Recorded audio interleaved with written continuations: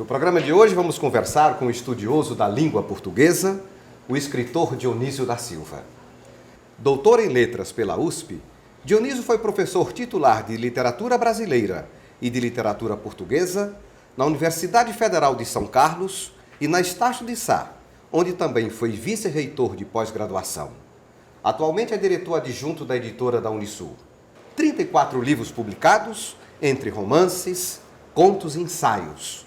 Professor, gostaria de iniciar nossa conversa pela sua produção literária. 34 livros publicados, professor. Fale um pouco sobre esse trabalho. 34 livros parece um número grande, mas divididos por 40 anos que eu estou escrevendo, não dá nenhum por ano, tá tudo bem, não é? E depois a vida de duplê de escritor e professor universitário faz com que eu tenha escrito livros de ensaios por dever de ofício como professor, como a tese de doutorado, a dissertação de mestrado, as monografias.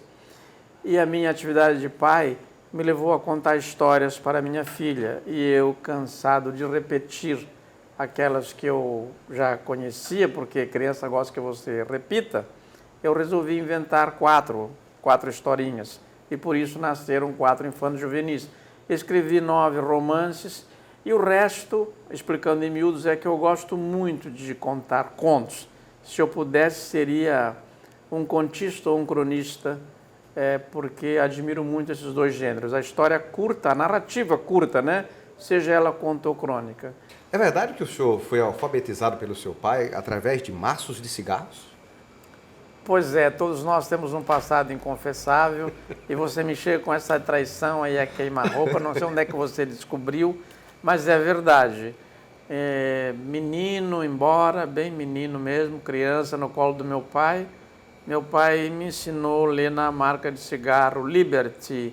Saia pela rua, em Siderópolis, Dom Jacinto Machado, lendo Texaco, Textop, Motor Oil, que eu lia.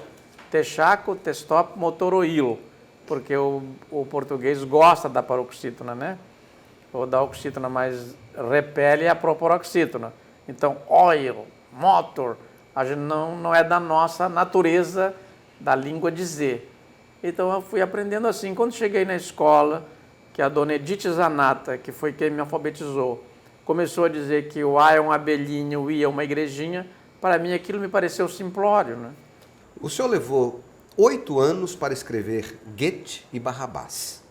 Fala um pouco sobre esse livro e qual a importância dele na sua extensa obra, professor. Como eu fui seminarista na minha adolescência e a Semana Santa tinha cenas trágicas muito presentes na minha memória, que então começou a brotar, me fascinou essa escolha, essa má escolha que eles fizeram, que convocados a dizer se quem deve ficar livre é Jesus ou Barrabás, dizem que deve soltar Barrabás e condenar Jesus. Eu fiquei pensando, essa má escolha foi decisiva e resultou numa tragédia, a morte do inocente crucificado, enquanto o bandido é solto.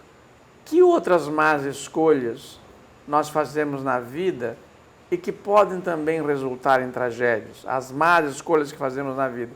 Então eu peguei esse tema das más escolhas que fazemos na vida e li muito Goethe desde a adolescência, porque são temas que me fascinam, como o do episódio da venda da alma ao diabo no Fausto, e eu resolvi fazer assim, bom, se você vende a alma por algumas coisas, faz umas más escolhas de outro lado, como é que a gente junta isso na estrutura de um romance? Fiz uma história de amor, que realmente, você tem razão em dizer, um livro do qual eu gosto muito e que vende pouco, e é o meu único livro que tem só 2 edições.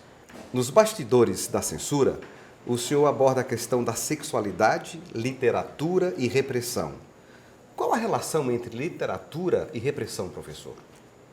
Pois é, assim como houve na infância profunda e na adolescência um incentivo a ler, eu peguei na minha juventude uma ditadura, com a perda da liberdade, com censura a livros, com livros proibidos, autores presos. Então esse tema me fascinou porque eu queria conhecê-lo dos 2 mirantes. de ter sofrido a censura. O meu primeiro conto publicado me levou à prisão, eu fiquei 72 horas incomunicável, fui encaminhado à Justiça Comum. E o que é que o senhor abordava nesse conto que lhe deu cadeia, professor? Era uma época, naqueles anos, praticamente pós-74, não pós-64. Uma década depois, o governo resolveu abrir o regime, o Geisel, no governo do Ernesto Geisel, fez a distensão.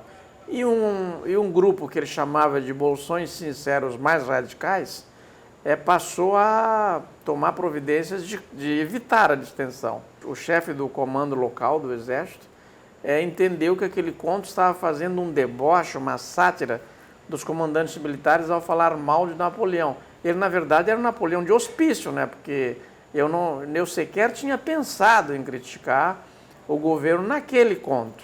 Bom, o livro De Onde Vêm as Palavras, que já está na 17ª edição e também está disponível no site da editora da Unisul, o senhor fala sobre origens e curiosidades da língua portuguesa.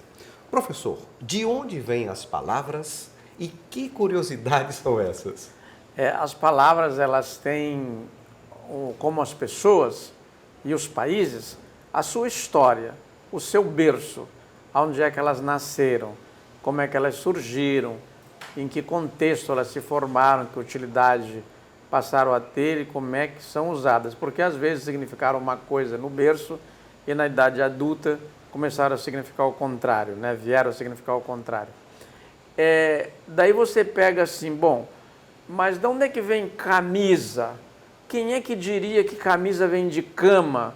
Porque camisa originalmente foi a roupa para você dormir. Quando você passou a ficar com essa roupa para passar o dia com ela, já não tem mais nada a ver com cama e passa a ser camisa.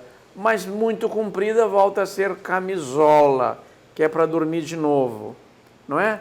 Calça é um sapato, calçado é a bota.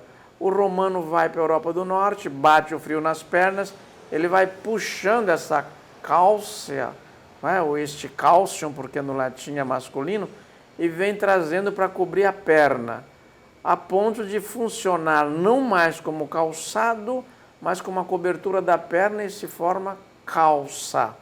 Professor, algumas palavras herdaram o nome daqueles que a inventaram ou que ensejaram o seu significado. E como, por exemplo, boicote. Eu jamais poderia supor que boicote era o nome de uma pessoa. Mas além de boicote, tem larápio, nicotina e Papa Nicolau, que derivam do nome de pessoas que ensejaram o seu significado. A mais curiosa de todas, eu acho que é o larápio, porque havia um juiz na antiga Roma que vendia suas sentenças. Ele se chamava Lúcius Antônios Rufus Appius. Quando ele vendia as sentenças, ele pegava o L de Lúcius, botava um pontinho, o A de Antônios, um pontinho, o R de Rufus, outro pontinho. E o último nome, porque o romano usava 3 ou 4 nomes, ele colocava por extenso, Appius. Então ele, Lúcio, Antônios, Rufus, Appius, as pessoas passaram a ler Larápios. E esse Larápios, como ele era ladrão, passou a ser sinônimo de ladro, não é? De ladrão. E como tal, ele veio parar no português. Professor, qual a origem dos palavrões? Alguns surgiram sem conotação pornográfica, mas depois viraram até expressões pejorativas, como, por exemplo, prostituta. A prostituta, na verdade, é uma profissão que nasce nos templos e ela passa a exercer isto nos templos. E não tinha o sentido que depois veio a ter nas ruas, quando ela foi fazer comércio disso, agenciada por homens. A prostituta ficava à entrada do templo e ela tinha que receber e transar com o primeiro que chegasse ao templo. Ela não escolhia, era do seu ofício, ela tinha que fazer aquilo. Então, depois que ela deixa de ter essa função sacerdotal, é que ela vai para a rua, que ela poderá exercer isso por necessidade, para matar a fome, numa situação adversa, como acontece com tantas já agenciadas por homens.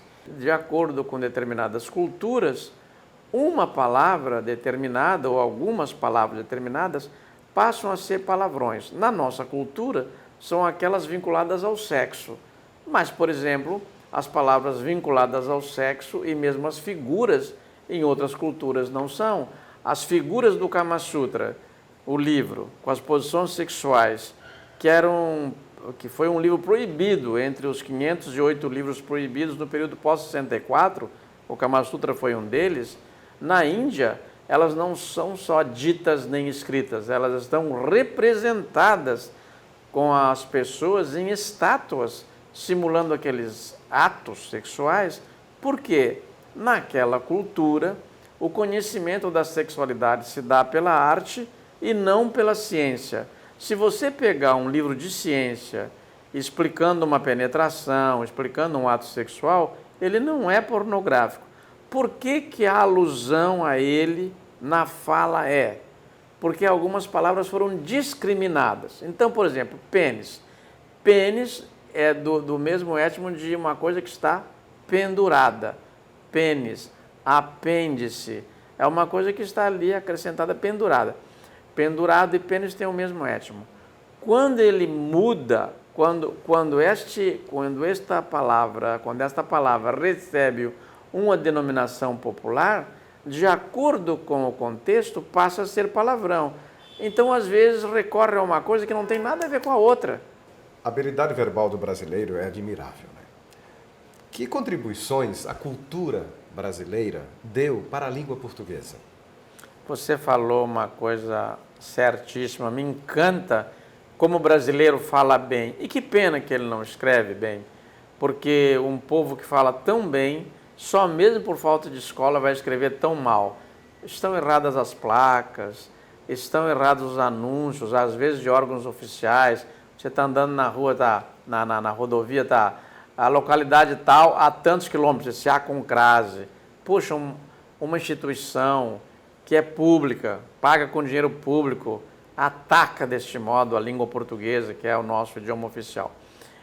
O brasileiro tem realmente essa habilidade verbal impressionante. Muitas vezes eu fui para um café, eu ouvi a transmissão, ver e ouvir a transmissão das corridas de Fórmula 1, porque lá havia pessoas pobres que sequer tinham TV em casa, estavam assistindo lá e eles pronunciavam não apenas as palavras bem pronunciadas, a do português, mas também palavras do inglês difíceis, com consoantes mudas no final.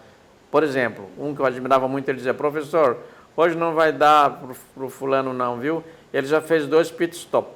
Quer dizer, ele pronunciava corretamente pit stop, assim como ele pronunciava corretamente as palavras do seu português falado. E quando ele ia escrever, não saberia, porque ele não teve escola e não tinha escola. E daí o português pegou essas palavras portuguesas, que eram duras, que eram ásperas, e como que tirou o osso. O brasileiro pegou essas palavras do português, uma língua gutural, tal como ela é falada em Portugal, e tirou como que o osso das palavras. Elas ficaram macias, carne mole, saborosa, boa. Essa língua aqui foi misturada num caldo, mais ou menos um angu, não é? Que às vezes tem um caroço, mas poucos, não é? Professor, dizem que para você bem escrever é necessário bem ler. Isso. Quais são os seus autores preferidos? Os meus autores preferidos, eu sou um caso atípico, porque eu estudei no seminário, né? Fui lá presidiar infanto juvenil, 7 anos no seminário, mas eu comecei assim, eu gosto muito de um autor que hoje não se lê, eu li no original, que é o modo como César descreve a invasão da Gália no De Bello Gallico, a Guerra Gaulesa. Eu gosto dos portugueses, eu gosto muito do Camões, que eu acho que o Camões ele te dá uma cultura geral em forma de versos e uma ternura, uma lírica, tudo o que ele quer fazer com o verso ele faz, não é? Eu gosto do Fernando Pessoa, gosto do Eça de Queiroz como prosador, dos de língua portuguesa, né? Gosto do Machado de Assis, meus autores preferidos passam por aí. Professor, como o senhor analisa a situação da literatura brasileira atualmente? Como é que está o mercado editorial brasileiro? Nós estamos à beira de uma mudança muito grande e importante, que é a do livro digital. Você hoje, para ler um livro, o livro é editado basicamente no eixo Rio-São Paulo ou no Sul. Para chegar esse livro para o leitor do Acre, para o Norte e Nordeste, ele tem que ir à custa de gasolina, transporte rodoviário sobre pneus, e o custo é incrível. Com o livro digital, ele só tem que ter acesso a uma banda larga e baixar. Então, quanto a isso, estará resolvido aos poucos, é um caminho muito rápido e logo vai estar resolvido. O que nós temos que cuidar agora? É que esta facilidade de editar não se torne um lugar para uma espécie de rebaixamento da qualidade editorial, porque quando você tem quem cuide para fazer o livro impresso, esse livro, esse original chega, alguém dá um parecer, você examina, projeta o livro, escolhe o tipo de letra, o tipo de papel, o tamanho, a capa, etc. Na internet, muitas pessoas vão fazer isso de forma autônoma, mas, respondendo a sua pergunta, a literatura vai bem, nunca houve uma tamanha versatilidade de temas, de problemas, de personagens, de modos de narrar, de novas linguagens, novas palavras que estão vindo para a literatura. Em resumo, a literatura brasileira vai bem. O que ela precisa? Leitores. E isso você resolve de uma vez por todas quando alfabetizar os brasileiros. Mas não só ensinar a escrever o A, I, O, U, o próprio nome. Alfabetizar é trazê-lo para a Galáxia Gutenberg, para o livro digital, para ele ler, fazer da língua escrita o uso tão bonito que ele tem, por exemplo, da língua falada, que seja também o domínio da língua escrita. Professor, eu participei recentemente de um evento onde a palestrante master foi enfática ao dizer, né, que a leitura, e como toda experiência, né, educativa, deve necessariamente formar, informar e transformar. Na sua opinião, qual a importância do aprendizado? Qual é a importância do conhecimento? Eu acho que algumas coisas você aprende que são inúteis. E é um erro você querer dar utilidade a tudo. Para que serve um elefante? Não sei. Mas é muito bom na natureza que ele exista. Eu chego e admiro um elefante. Eu admiro um rinoceronte. Para que serve? Não sei. Eu acho que tem algumas coisas que não podem ser medidas pela utilidade. Mas, no mais das vezes, em algumas questões, é bom que tenha uma utilidade. Então, por exemplo, eu tive uma infância, uma adolescência em que eu tive que decorar todos os afluentes da margem esquerda do Amazonas, da margem direita. Não me serve para nada, não me serviu para nada. Mas não aprendi a fazer um orçamento doméstico e me fez muita falta. Porque se você não equilibra o deve e o haver, não fica boa a sua vida. Então, tem algumas coisas que são úteis, então são aquelas coisas que você se forma com elas e que tem uma aplicação imediata, e tem aquelas que são quase inúteis. Por exemplo, alguém sabe qual é o feminino de peixe-boi? Provavelmente não. Se responder que é peixe-vaca, que é a resposta mais simples, vai errar. Mas a resposta correta vai te dar uma coisa muito linda da língua portuguesa. Nós não temos sereia, mas o feminino de peixe-boi é peixe-mulher. Não é lindo? É lindo. A língua produzir esse feminino tão curioso, tão sutil, para dizer que o feminino de peixe-boi não é peixe-vaca, é peixe-mulher. Então, ela dizia, como você falou, informar, a outro é reformar. Não, informar, formar e transformar. Para muitos dos saberes nossos, ela está corretíssima, seguem esta etapa. Informar, formar e transformar, o que podia ser também reformar, porque muitas coisas precisam ser reformadas, não é só roupa, né? Então, eu acho assim que não podemos dar esse caráter excessivamente utilitário ao saber, porque há algumas coisas que você aprende para seu gosto, não é? Você poderia ter um almoço sem sobremesa. Pois é, mas é tão bom, né? Você comer a sua sobremesa preferida. E outras não, você precisa saber que a ortografia e a democracia têm uma busca comum. Escrever corretamente, respeitar a Constituição da língua, equivale a você viver corretamente e respeitar os tratos, os contratos para viver socialmente. Se você faz com a língua o que você quer, a sua tendência é fazer com a sociedade o que você quer.